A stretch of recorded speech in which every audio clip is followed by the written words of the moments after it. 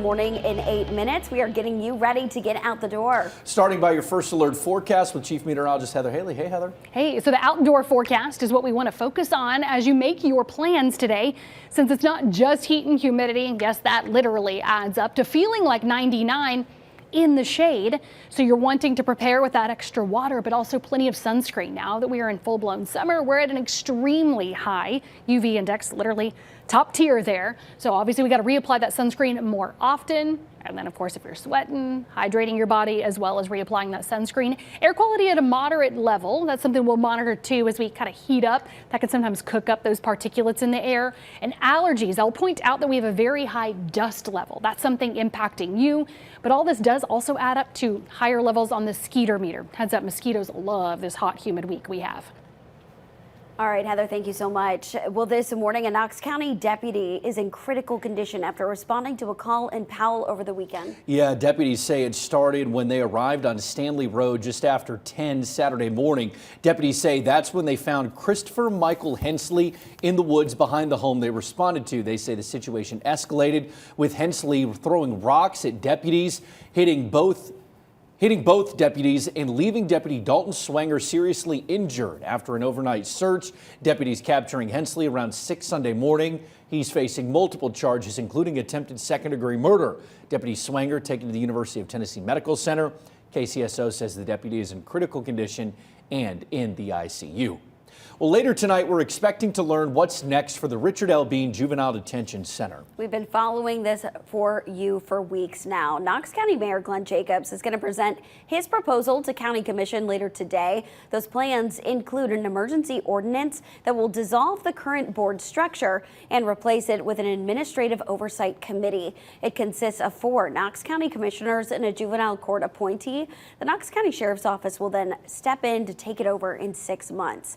County Commission meets today at 5. We'll keep you updated as we learn more about what's happening at the center.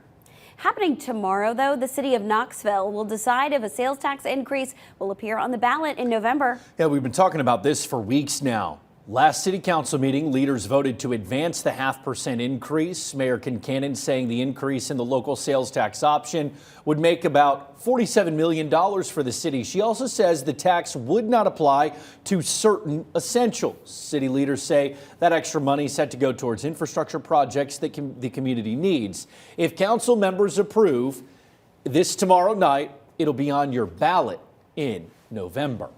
Well, the White House says the president is meeting with his National Security Council today after U.S. strikes on Iranian nuclear facilities over the weekend. Iran's army commander warns a strong response is in the works. It's unclear if the U.S. will face an escalating military conflict with Iran.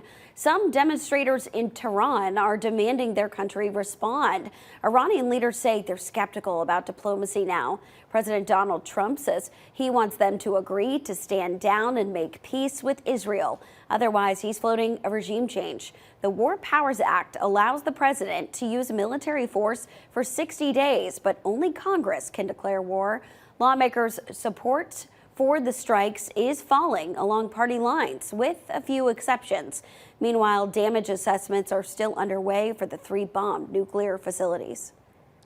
Well, also happening in D.C., the Senate expected to hold a test vote this week on the president's domestic policy bill. It is unclear if the U.S. military attack on Iran will change any of the plans. The bill would extend the president's first-term tax cuts and provide more money for defense and border security. The spending plan could also make deep cuts in federal spending and some changes to Medicaid. The Senate is expected to debate the bill once it comes to the floor. That could happen by midweek.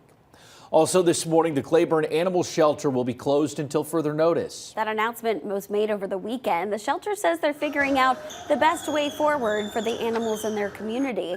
Earlier last week, the shelter said they were dealing with an outbreak of parvovirus. Well, now the shelter's not allowing adoptions or intakes of cats, kittens, and puppies. However, dog intakes will be accepted, but only if you make an appointment.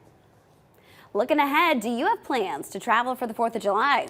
If you do, AAA says you'll be one of a record 1.6 million Tennesseans who will be traveling that week. Almost 1.5 million Tennesseans are expected to take a road trip. More than 72,000 will fly domestically, and 73,000 are expected to take buses, trains, or cruises. Nationally, AAA expects most people to drive over the 4th of July, a record of nearly 62 million, up more than a million from last year. If you're planning to drive, AAA expects Wednesday, July 2nd and Sunday, July 6th will be the busiest days on the road. Time's now 6:55. Let's get to Olivia with your traffic.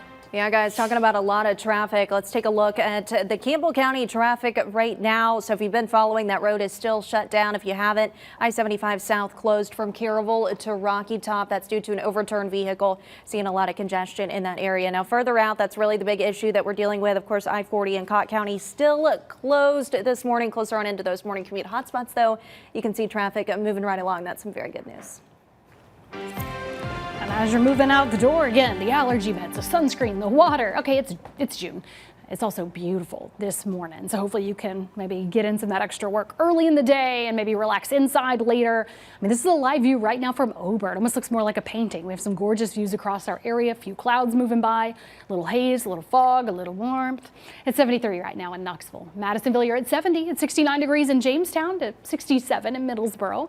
So we're really stepping out, running into some fog. There's a little bit more visibility issues here at the Tennessee-Kentucky line to the Virginia line. Little haze throughout parts of East Tennessee.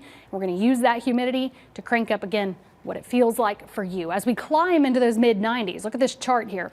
It feels warmer. 8, 9 a.m. Yeah, that's the story all day long. Feeling hot or feeling like it's around triple digits throughout your afternoon to early evening. So make sure you are using caution. You might want to get inside by midday or stay hydrated and float in a pool this afternoon. That's my goal the next couple of days while the heat climbs today to tomorrow. Then the rain chances slowly climb. We're talking spotty rain and storms the rest of the week to this weekend building up. I'll track that out for you coming up on the CW. All right, Heather, thank you so much. And we are headed over to the CW. We hope you join us. We're following how a new state law is working to make our roads safer by fighting back against drunk driving. That's all coming up on the CW Knoxville on this Monday.